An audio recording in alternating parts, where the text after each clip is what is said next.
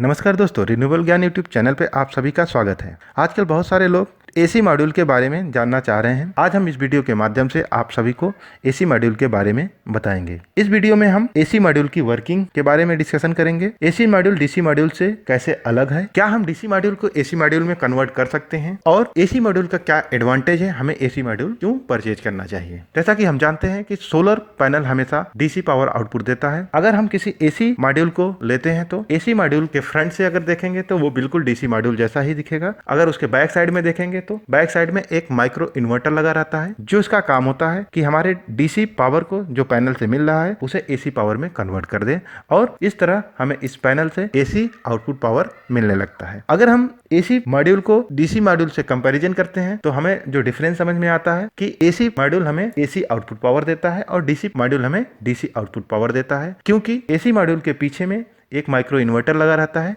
जो हमें DC power को एसी पावर में कन्वर्ट करके एसी आउटपुट पावर देता है, जबकि डीसी मॉड्यूल में ऐसा कोई अरेंजमेंट नहीं होता है। हम चाह रहे हैं कि हमारे पास डीसी मॉड्यूल है, उस मॉड्यूल को एसी मॉड्यूल में कन्वर्ट करना है तो हम इजिली कर सकते हैं। हम पहले देखेंगे कि पैनल का हमारा क्या स्पेसिफिकेशन है। उस स्पेसिफिकेशन के अकॉर्डिंग हम माइक्रो इन्वर्टर लेते हैं। उस माइक्रो इन्वर्टर को डीसी मॉड्यूल के साथ में अटैच कर दें, उसके थ्रू हमें एसी आउटपुट पावर प्राप्त होने लगेगा। इस तरह हमारा डीसी मॉड्यूल एसी मॉड्यूल में कन्वर्ट हो जाएगा। अब आता है कि हमारा क्या क्या एडवांटेज होता है एसी मॉड्यूल का, क्यों हमें एसी मॉड्यूल को लेना चाहिए। तो एसी मॉड्यूल के बहुत सारे एडवांटेज है, जिसमें पहला एडवांटेज है एसी मॉड्यूल की इफिशियंसी ज्यादा होती है। ये इफिशियंसी ज्यादा क्यों होती है? क्योंकि एसी मॉड्यूल पहले तो मिसमैच को खत्म कर देता है, इस पे शैडो का कोई इफेक्ट नहीं होता है और ये इंडिपेंडेंट काम करता है, ये दूसरे पैनल के या दूसरे मॉड्यूल के ऊपर डिपेंडेंट नहीं रहता है। दूसरा एडवांटेज ये है, सपोज करिए कोई कंज्यूमर है, वो एक 2 किलोवाट का सोलर पावर प्लांट लगाया है जिसमें वो एसी मॉड्यूल लगाया हुआ है। बाय फ्यूचर में उसको पावर प्लांट बढ़ाना है, 3 किलोवाट करना है, तो सिंपली उसे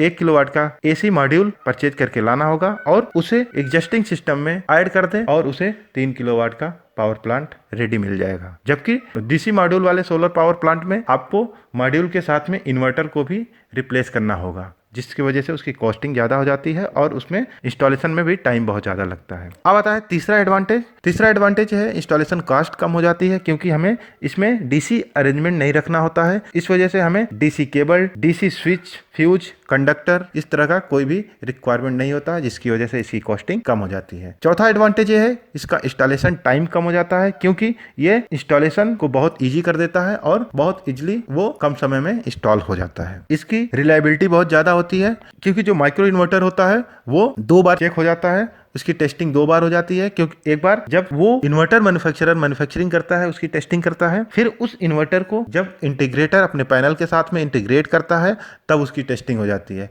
तो इसकी वजह से इसका फेलियर का चांसेस बहुत कम होता है और इसकी रिलायबिलिटी ज्यादा हो जाती है। हम उम्मीद करते हैं दोस्तों आपको यह वीडियो पसंद आई होगी और आगे इसी तरह सोलर सेक्टर या रिन्यूएबल सेक्टर से जानकारी प्राप्त करने के लिए मेरे इस चैनल पर बने रहिए। इसको सब्सक्राइब करिए, लाइक करिए, शेयर करिए। इस वीडियो को देखने के लिए आप लोग को बहुत बहुत धन्यवाद। Thank you.